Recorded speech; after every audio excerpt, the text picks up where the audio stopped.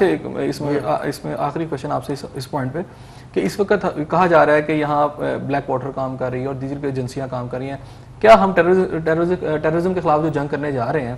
وہ کیا بہتر نہیں ہے کہ سب سے پہلے ہم ان کو اپنے ملک سے نکالیں؟ نہیں، آپ کے یہ تو میں نے آپ کو ابھی اسٹیٹمنٹ دیا کہ جب تک آپ کے امریکنز یہاں سے نہیں جائیں گے تب تک آپ کی یہاں پہ دہشت گردی ختم نہیں ہوگی، کیونکہ یہ ان کو محسوس ہو گیا ہے کہ کیوں وہ آپ کے نیوکلیئر ایسٹس چودھری صاحب نے کہا ہے، میں وہ تو ایگری نہیں کرتے نا، وہ تو ایگری نہیں کرنا چاہتا ہوں ان کے سامنے کہ یہاں پر جو 57 جو ممالک ہیں OIC کے، اس میں صرف ایک ملک ہے جس کے پاس نیوکلیئر کیپیبلٹی ہے، کوئی نیوکلیئر کیپیبلٹی نہیں ہے بلکہ ایک بڑا ایفیکٹو ڈیلیوری سسٹم ہے جس کا کہ امریکنز کو اس وقت سارا یہ تردد اس پہ پڑے ہوئے ہیں کہ کس طریقے سے اس کو نیوٹرلائز کیا جائے تاکہ یہ جو انہوں نے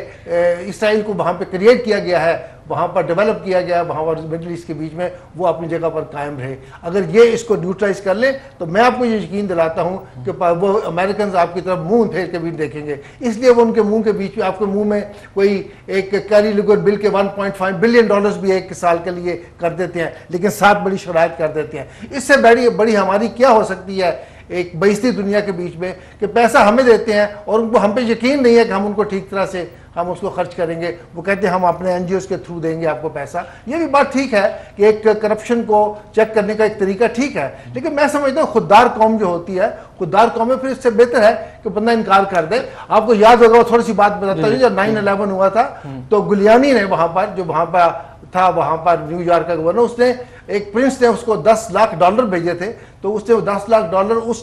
اس کو ری بلڈ کرنے کے لیے اس نے انکار کر دیا تھا کہ ہمیں پیسہ آپ کا نہیں چاہیے۔ رائٹ۔ اچھا چوہدری صاحب، جنرل صاحب نے یہ کہا کہ ہماری جو حکومت ہے وہ اپنے اداروں کو مس یوز کرتی ہے، ان کو وہ کام نہیں کرنے دیتی سیکورٹی کے اداروں کو جو ان کی ذمہ داری ہے، بلکہ کوئی ذاتی مقاصد ہیں ان کے لیے استعمال۔ جنرل صاحب کی جو بات ہے وہ اس میں کافی حد تک یہ بات درست ہے کہ جو ماضی میں یہاں ہوتا رہا ہے کہ جس طریقے سے ہماری انٹیلیجنس ایجنسی ہیں جس کام کے لیے تھیں اس کی بجائے ان کو پولیٹیکل سیل اور اپنے پرپز کے لیے استعمال کیا گیا، یہ اس طرف بات کر رہے تھے۔ لیکن میں نہیں سمجھتا کہ آج اس صورتحال میں ہے، کیونکہ آج جنرل کیانی جو ہیں انہوں نے وہ جو پولیٹیکل سیل تھے ان کو تقریباً بند کر دیا ہوا ہے اور وہ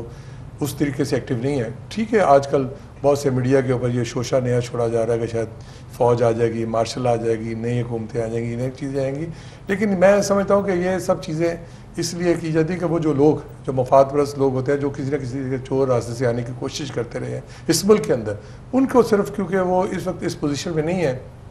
کہ وہ جمہوریت کے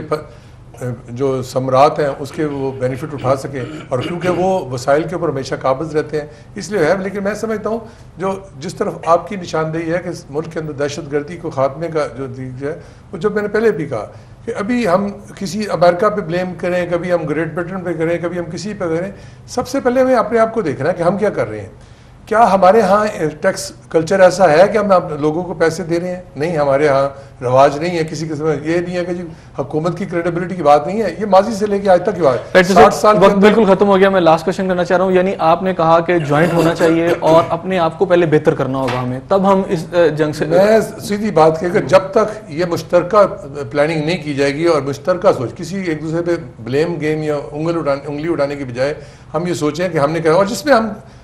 آج 70% کامیاب ہوئے ہیں اس چیز کے لیے کہ آج ہم مشترکہ سوچ لے کے، عوامی سپورٹ لے کے، فوج کے ساتھ مل کے وہ سب ایکشن کر رہے ہیں، جس کی وجہ سے آج آپ ان کے مین جو ڈینز ہیں اس کے اوپر پہنچنے میں کامیاب ہوئے ہیں۔ اب چھوٹے موٹے جو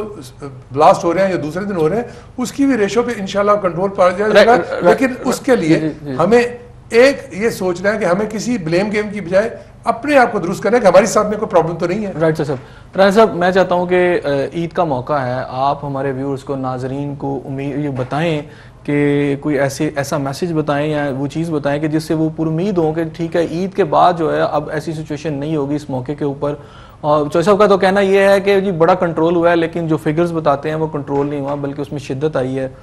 لوگ پریشان ہیں۔ رانا صاحب، میں دہشت گردی کے حوالے سے تو یہ بات نہیں ایسا کوئی واقعہ رونما نہ ہو، دیکھیں جی کم از کم تو یہی ہے، اور میں اس حوالے سے یہی کہوں گا کہ ان دہشت گردوں کا اور ان واقعات کا مقابلہ کرنے کے لیے ایک حوصلہ مند اور ایک جرأت مند قوم اور ایسی سوچ کی ضرورت ہے۔ میں سمجھتا ہوں کہ ان واقعات سے ہمیں جو ہے وہ پورے حوصلے اور پوری جرأت کے ساتھ جو ہے وہ نپٹنا چاہیے،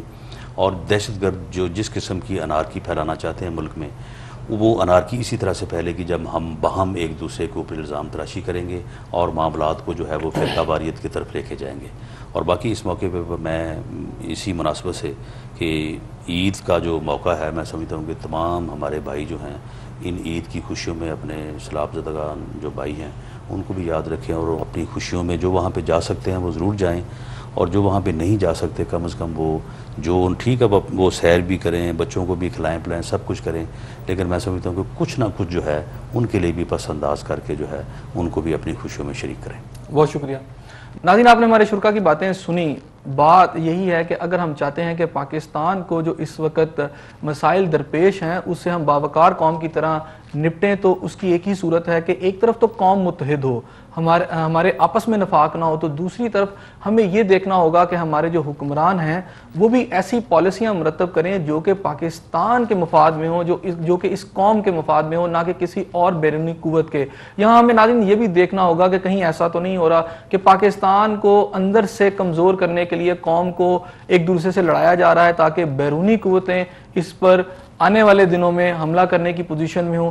ہمیں یہ سب چیزوں کو دیکھنا ہوگا اور پوری قوم کو مل کر ایک ایسی پالیسی اپنانی ہوگی جس سے ہم ان مسائل سے نپٹ سکیں. اس دعا کے ساتھ کہ اللہ تعالیٰ پاکستان اور پاکستان میں بسنے والوں کو اپنی رحمتوں کے سائے میں رکھے. اپنے میزبان حسن ضیاء کو اجازت دیجیے. اللہ حافظ.